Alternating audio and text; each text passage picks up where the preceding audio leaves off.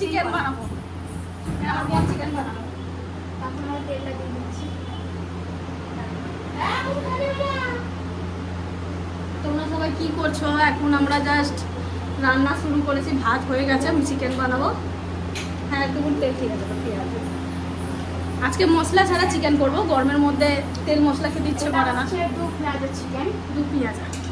আমার বোন ভালো বানায়, খুব টেস্টি বানায়। পেঁয়াজ আছে তো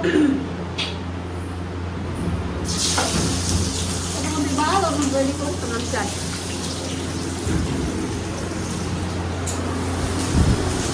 আর গরমে অবস্থা খারাপ হয়ে যাচ্ছে।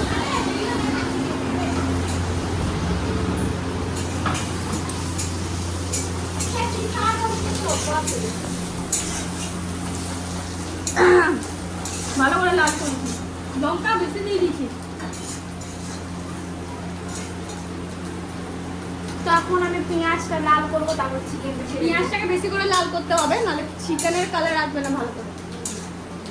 একদম বেশি করে লাল করতে হবে, লাল না তো ব্ল্যাক করে দিতে হবে, ব্রাউন করতে হবে। দেখো আমার মেয়ে কি করছে, এদিকে জান্নার মধ্যে উঠছে আমার মেয়ে।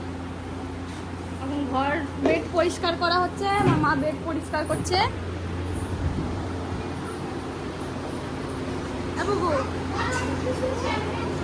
লাইটটা অন করে দে। তুমি কি খাচ্ছ? হ্যাঁ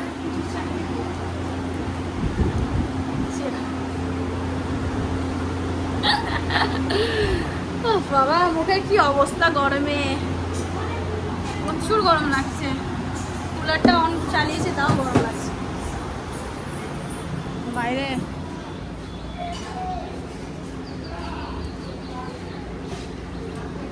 তো আমার চ্যানেলে আজকে আমার দিদি স্টার্ট করছে ব্লগ।